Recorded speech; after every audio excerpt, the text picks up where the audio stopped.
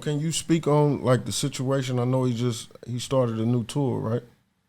And he said he had some personal, he need to take a break. Can you speak on that?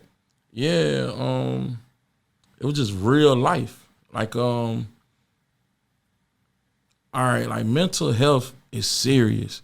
And we know that now. And we in, you know what I'm saying, the day and age we in. And we can have all this awareness and have all these talks about it. But guess what? Everybody human.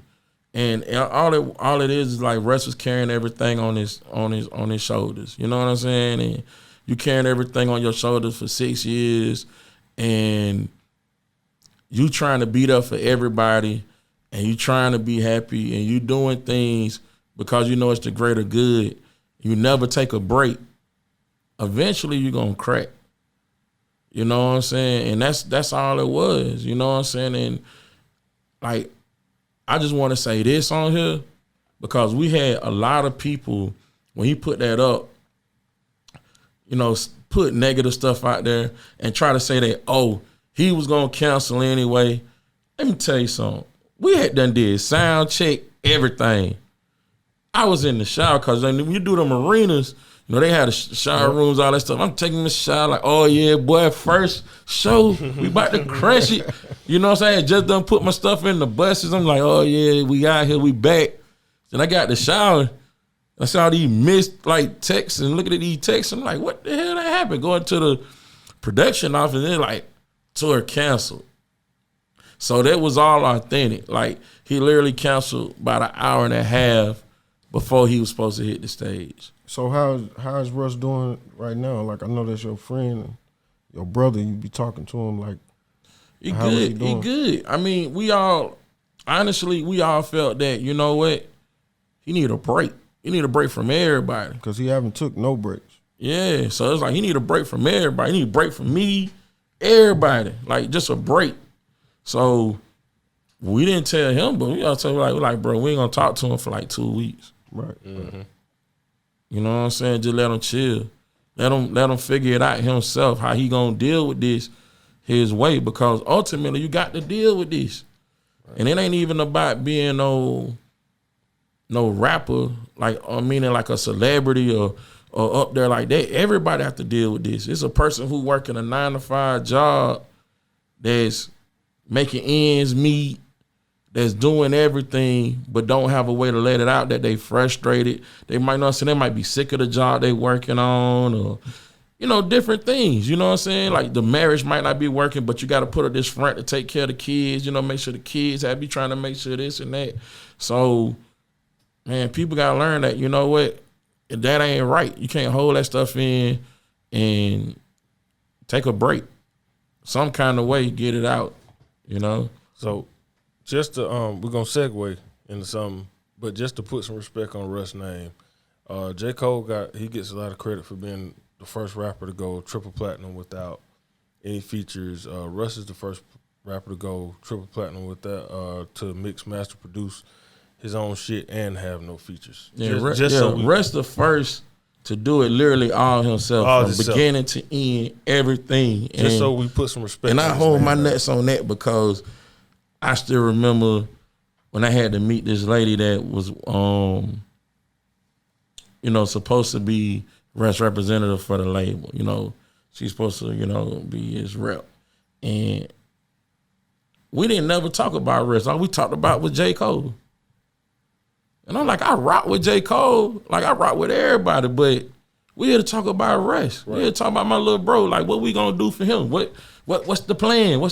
And you know, and when I did this with Jay and he needs to talk like this cause Jay this, and I'm like, he not trying to be J. Cole, he trying to be Russ. Mm-hmm. You know, so she didn't believe in the music. That same album that broke history. There's a wolf. Yeah, there's really a wolf. There's really a wolf. That's the name of the album. She didn't believe in it. And I'm like, that's the biggest middle finger Russ could give everybody who doubted him, was to do something that would put him in history forever. And he did that. Because a lot of people also ask, like, why he ain't do this? Why he ain't put such on there? you know, the homies and stuff. But it was a dedication to his grandfather. His grandfather who taught him and kind of inspired him about music and how to, you know, do all that things. So that's he did that in tribute to his grandfather. So I'm happy that he did that. You know, so I tell everybody that's our little guardian angel right there. You know, pop, you know, you the realest. So big shout out to Russ. Get well, brother. Whatever it is, bro. Get well. You know what I mean? And so just to transition. Let's talk about, at the end of the day, you're not Calvin, you DJ Calvin. This DJ culture is something that's near and dear to your heart, and you take this shit serious. Please, the floor is yours. Give us the state of the DJ culture from how you look at it, brother. We passed that 5 minutes now, right? Yeah, you can say what the hell you want to say now. Okay, good. Because the DJ culture. Have yourself a drink before you do that. And I ain't got needed no. The DJ culture fucked up right now. That shit is fucked up, man. Speak on it, brother. It's fucked up because the real niggas, like, don't get to be at the forefront. And that's some bullshit, man.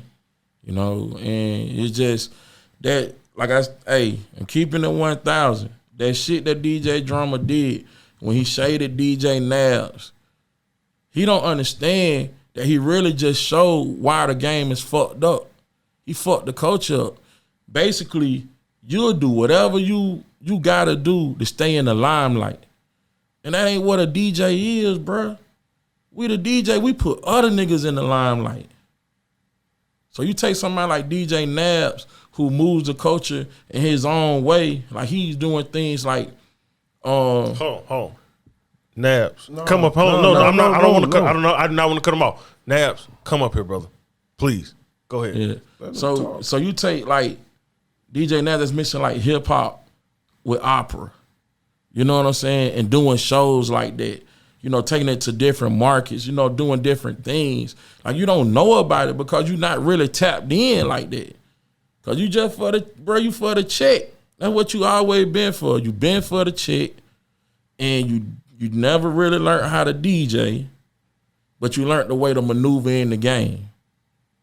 And that's the problem. We got people like that that's at the top of our game, and they not really true DJs. That's the problem. Damn. I don't know what to say. Keep talking. Hey, look, man, hold on.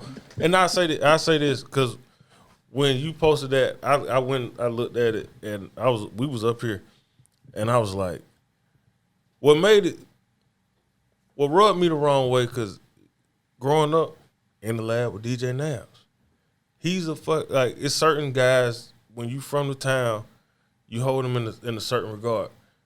This motherfucker was on tour with Michael Jackson. Yeah, that Michael Jackson. Y'all niggas, hey, that Michael, the Michael Jackson. Look, the reason why people know how Michael Jackson did the lean on Smooth Criminal is because of DJ Nabs. DJ Nabs is the one that showed everybody the apparatus he used and everything. It was the shoes. Yeah, that's what I'm saying. Guess who leaked? That came from Nabs leaked that. I didn't know that. That's what I'm saying. See, he's the one leaked all this stuff, man. And it's like Nabs got so much culture. Like, y'all had New Face up here, right? Yesterday. So you see how New Face is.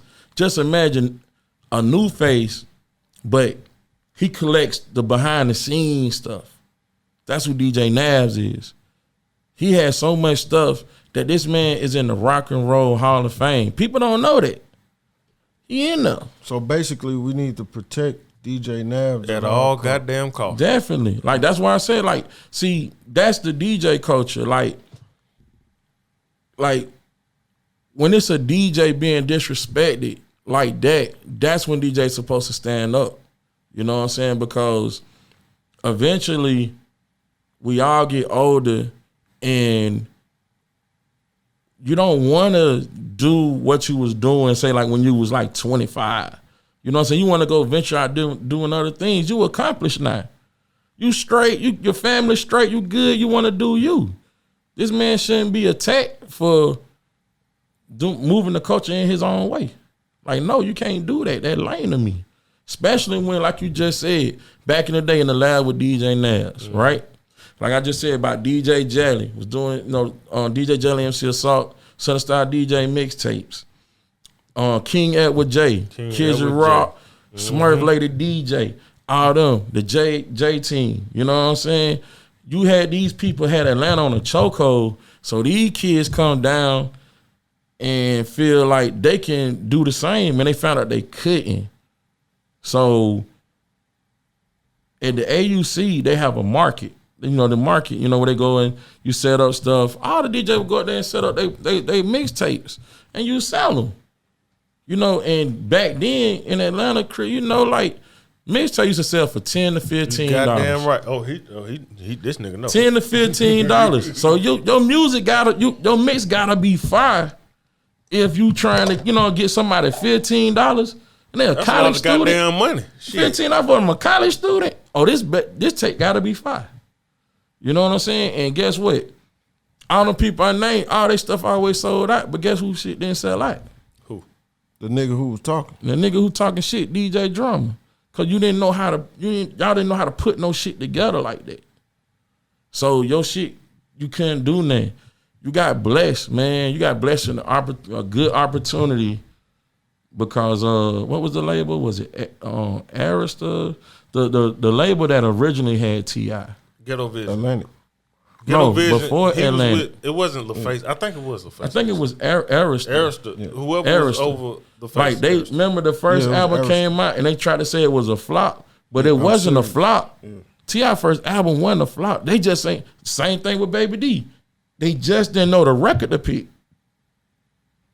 We all knew dope boys in the trap going crazy. You know what I'm saying? Yeah. All this shit going. They want to go with I'm Serious. They want because they want to be on the New York. We gonna do this. Shout all this. Beanie Man. So when T.I. got dropped and said, "Okay, I'm finna turn this up a whole nother way and turn the city up with these in the streets mixtapes," they were the ones who did them, like Drama. So it's like you got service this music, and this kind of gave you a key to like, okay, this is a way I can get in by having music before anybody else. But if you're talking about like skills and talent as a DJ, you ain't never been that. Like I tell people that come to Atlanta, ask about Atlanta and stuff, I say, well, you got to ask the OG DJs. Because if you want to know about Atlanta, all these DJs got clubs that are legendary. DJ Naps and Club Kaya, you know what I'm saying? Mm-hmm. DJ Jelly and 559. You know what I'm saying? DJ Monte and Club Chocolate. Silver Night and Monte at Prime Time. You know what I'm saying? Like, these are legendary shits. Like, I've seen amazing shit happen in these clubs when these niggas rock. I think Silver Night moved to LA right after that, right? Yep. So it's like all this shit going on. Where's your club? If you the A and you did all this shit down here, what club you got, bruh? I just did a part and later put up. I mean, it was like DJ Calvin Club Motions. I used to have that shit going crazy. Like, you ain't got that. So I can't, no, I ain't, no, it ain't, it's whatever you want to say. If it's disrespect, whatever, but it's just the truth. No, ain't none of these non-DJs with the DJ tag on their name gonna sit here and disrespect the DJ because y'all the ones got the culture fucked up. Because they the ones who done fucked up the DJ and artist relationship. Yeah, why is it the disconnect? Go ahead. What's the disconnect? What you think the disconnect Call them is niggas between the artists and because the of niggas like that. Because it's a bunch of them. Niggas like that get in these positions. Think about it. You from wherever, Portland, wherever, and you see, oh, damn, it's DJ Drum, this Gangsta Grills. Gangsta Grill got the new G's. Oh, this the hottest shit. This shit everywhere. And then they say, oh, I can make you one. Give me 15,000. And you give it to him. You giving it to him because you think your shit finna be like Jeezy. But you ain't Jeezy. Yeah, you ain't Jeezy. You know what I'm saying? He's selling you a myth. Bruh, it's like, if it was a person you gotta put the Jeezy, you gotta go to Kinky B and Meech. Them the niggas. You know what I'm saying? Not no DJ. Y'all just talked on records. Y'all ain't do nothing. Same thing with 2 Chainz. I'm in the studio, me, him, and Jack, we putting shit together, working on projects. You got bigger rankings. You got techniques putting the mixtapes out. Then when he go do the tour with Lil Wayne and Drake, I make a visual video mix so people can just be in the car seeing his shit and all this other kind of shit. This what got him on. Drama dissed this man. This man asked him for a gangster grill. Nah, man. Then he had to come out with True Religion. Was it Trapper Valley? I think Trapper Valley 2. That probably The one where he said like hardest nigga in the city without a gangster grill. He had to go I at remember him. that. I remember that. He had to go at Drama like that. So wait a minute, when 2 Chainz was like scorching hot in the oven cooking, he went to DJ Drama and Drama like no. Nope. And like I said, everything all true. So was he gonna put the money up for the gangster grills, or he just wanted? Man, he gonna do whatever. Man, Tit was working, man. One thing I say about Tit, man, that man grind and his vision of what he wanted to do, he was gonna do it. He gonna make it happen regardless. If you needed some money, bro, I'm gonna get you the money. But let's put the work in. Nah, he didn't want to do it. So how did True Religion eventually? Because that's what I thought. Because because it got so hot. He became all this stuff came out, all the moves that was being made. To where now you looking suspect because you ain't working with this man. So who idea was it to put? What was that? The DVD. That was who idea was that to do the mixtape and the DVD? Because I bought that from the flea market. Yeah, that was Tech. Tech called me one day because I was going crazy with them, and Tech was like, "Man, you think you can do one of them just all 2 Chainz?" What was the name? It was Syrup something. Weed and Syrup. Yeah. I got DJ when I went on the road. I got DJs that come up to me with that, like, bruh, this why I fuck with 2 Chainz. I still got my copy. Yeah, niggas be like, I fuck with 2 Chainz cause of this. I'm gonna bring it to the office. And I did it, and I did that like because I asked my niggas, man. Like I said, I used to be in that store to 3 a.m. So the niggas who was in the trap used to come fuck with me. They were my protection. And I would always ask them, man, what you think about this? And like when I be like, man, what you think about Teddy Boy? They be like, man, he all right. Man, I was just like, nah, he fine, man. Y'all got maybe it's the beat. I'm gonna switch it up. And it's so high. Oh, I ain't know he sound like that. So I knew it. I was like, okay, if we do this and he do go out here and push this shit, but all the street niggas gonna fuck with him. So while that was happening, Russ was still trying to figure it out. Russ still trying to figure himself out. So what led to the grievances between you and 2 Chainz? Because all these things that I'm saying I did for Tit, like let's be clear, I never asked this man for $1 ever. I got a beauty supply store that's on Old National. He shot a video about American Deli there, which was a violation. So they called me down to the store. Techniques called me, cause the police was there. So I came and I told them, like, man, this my store right here. You know what I'm saying? What you talking about? You know, I'm just taking responsibility for it. So they just like, well, you are a tenant here. He say, well, I tell you what, they can shoot the video, but you gotta stay here. So I gotta cancel my whole day. Which video? It was the the one about it's something about the wings. So I can't even remember that shit because I ain't. But the video out, right? Yeah, the video out. You go look it up online. It's the one where he in the American Deli. Okay. But the agreement was I was like, look, man, I don't want nothing. Just can y'all like just take a picture in front of my store? That'll help me. You know what I'm saying? The girls working there, they, you know what I'm saying? They ain't never seen celebrity. They happy. You know, they like, oh, we got you, cool. I stayed there all day to all night. This man sit here, take pictures with dancers, do all this stuff. And I'm like, Tit, you still gonna get me for the... Man, if I can't even finish the question, man, ain't got time for that shit. You think he was on the syrup, though? Man, you know I when the don't artists know. get on that syrup, I know, man. Look, they I be know. on some other shit. Look, I know. But you know what? I'm gonna be honest with y'all, man. At that time, man, I used to look at Tick like a big brother.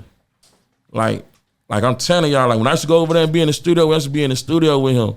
Like concepts, all kind of things. You know what I'm saying? And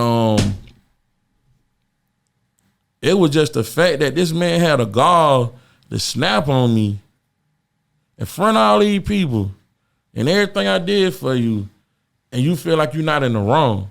And I was just like, we just had to have a talk right then. Like, bro, like, you can't little boy me like that. You know what I'm saying? Like, what are you talking about? Like, you just Southside this and that, bro. Well, I'm Southwest. I garner the same respect in these streets that you garner too. You know what I'm saying? So it's like, man to man, you a lame now. You know, so I'm still on it. I'm still like, I don't support none of his shit. I still to this motherfucker get the balls to call me and be like, bro, I was wrong. I was tripping. Even if you said, man, I was gone off the lane, I was whatever. Yeah. Cool. But man to man, that just being real. Like I still don't want no ill will towards him. No negative, no ill will, nothing for you. But I just can't deal with no sucker shit. Like for that, you a sucker. So just to be clear, you haven't talked to this man since this was what year? 2000. Man, I done. That's what I'm saying. Like I done damn forgot. With honestly, but you haven't talked to this man. Like since then. It was sooner than that. I'll say maybe it probably was maybe 2018, 2019. Oh, this is a couple years ago. Yeah. Okay. Yeah, it ain't like it was like years ago. Okay. Like this. And you haven't talked to this man in the last, so that'd be 4 years. And he know. That's why I put the post out there. He know he tried to take a little shot and delete it. But I'm like, no. And like people like KY try to talk to me and I'm like, no. Like that's all lame to me. Like it shouldn't be no other nigga trying to call and talk to me. Technique shouldn't have to call me. KY shouldn't have to call me. Nigga, get on your damn phone and call me, nigga. Like how you didn't get played on radio and you call me crying about how you ain't used to get played on radio and you needed help. And I did that shit. Call me that same way. I want to say this. I want to just say this because my man talking this. All this is out of love. You know, up here we want when you come to Punn Intended. If you got a grievance, that's why we don't call it smoke. That's why we don't call it beef. You know what I'm saying? Because when you go to work, if you work a real job, if you got a problem with an employee or employer, you don't call it, man, we got beef.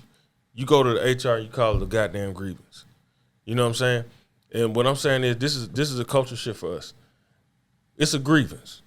Me and another individual have a problem that doesn't have to result in anything bigger than what it is, a goddamn grievance. So 2 Chainz, my brother, if you happen to catch wind of this and you happen to feel, smell what he cooking, understand where he coming from, just call this man. You know what I mean? I don't know what camera I'm gonna be on. Don't give a damn. Call the man. Let's make this shit right. We got too much bullshit going on out here. Because at the end of the day, right. Ahead, that's why at the end of the day, that's why I say there's no ill will. Because with so much going on in our culture now, like seeing all these people get killed over little to nothing, like it ain't worth that. You know what I'm saying? And it's like that's why I say like still, nah, I be 1,000 with you. Like if he want to like pull up on me, we can get a squadron like big brother, little brother. I want to whoop his ass. That's the truth. He deserve his ass whoop for that shit. He need an ass whooping. You know what I'm saying? But it's nothing more than that. It still would be like how me and my other brothers would fight. It's that type of shit. And I think that's where we begin shit fucked up at, man, because I'm seeing people die. Let's just look at like Quando Rondo. Like people telling him now, oh, boy, you lame, you want to throw down your flag. But you know what it is? These niggas been sold a myth. You been sold a myth. You not really gangster like that. You know what I'm saying? You ain't really banging like that. You don't know what all that shit detail.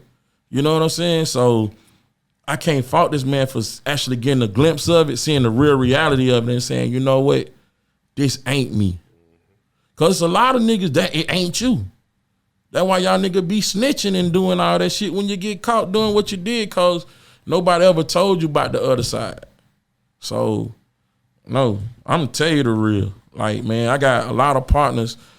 I was just telling my old lady, I say, damn, out of the people I grew up with, I only got one that's living. Crazy, right? Like, yeah, so when you live like that, man, you see shit for what it is. So I'd rather not deal with no lame than go through no beef. All right, so I know you be on the road with Russ. Give me a crazy story on the road with Russ, like some crazy shit that happened, like funny shit, just some crazy shit. Oh, I tell you some funny shit. I know y'all probably was overseas. Nah, we was here. We was in Sacramento. This is the funny shit. All right, go ahead. All right, so y'all know Russ Independent. Right. Mm-hmm. So he pay for everything. Like, we doing these shows and shit. He investing in them and all this shit. So we go to Sacramento. It's sold out. We doing the show. Next thing you know, we just hear Where y'all at, by the way? Sacramento. No, where? When you hear this, Like you're on the show. On the show, Okay, we go ahead. performing. Like, and then I was like, I could have sworn it sounded like a fire alarm or something. But like whatever. You know what I'm saying? Go back, do the next record and shit. Russ doing this shit. And then I see the security go, and I'm like, well, you ain't supposed to be there. What the fuck you doing? You know what I'm saying? He like, nigga, cut that shit off. Then I'm like, all the fire marshals and shit come. Oh, shit. And they like, man, turn this shit off. All this shit. We're like, what the fuck going on? And like, somebody was smoking weed backstage. They had smoked so much. The venue was like an older venue, so they turned the fire alarm on. And we're like, okay, it's not a fire. Let us finish the show. No. State law, whatever, all this shit, y'all got to get out of here. And boy, that boy Russ turned red. He was just like, he went back. He was so serious. He was like, I don't know who did this shit, but somebody's going to owe me $750,000. Oh. And he was like, oh, shit. Like, everybody running around scared as hell. And then, man, shout out to Malone, our manager.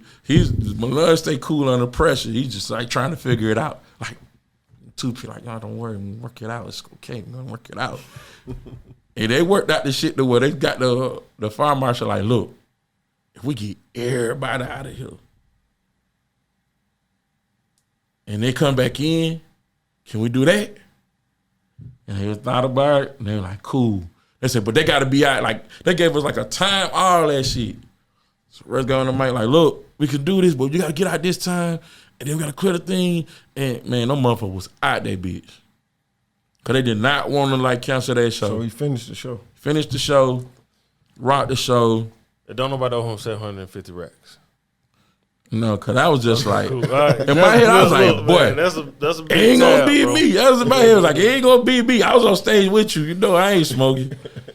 Like, yeah, man. So that was like the funniest shit to me, man. That shit's still funny. Like, just seeing his express card, it's like, I'm like, what the fuck is going on? Like, we really finna cancel this shit? That's a lot of money to take an L on. Mm-hmm. You know what I'm saying? So we're gonna wrap this up, and we usually leave the floor open for the last word. But today, the one thing I didn't mention about you was we got a real record breaker in this bitch. And so, for the last word, brother, I'm gonna give you the floor. I want you to give any artist that's watching this, give them the real sauce on actually getting their record broken. the real sauce is this. Be honest with yourself first and foremost. Make sure you got a good record. Once you got a good record, you got to start recruiting DJs.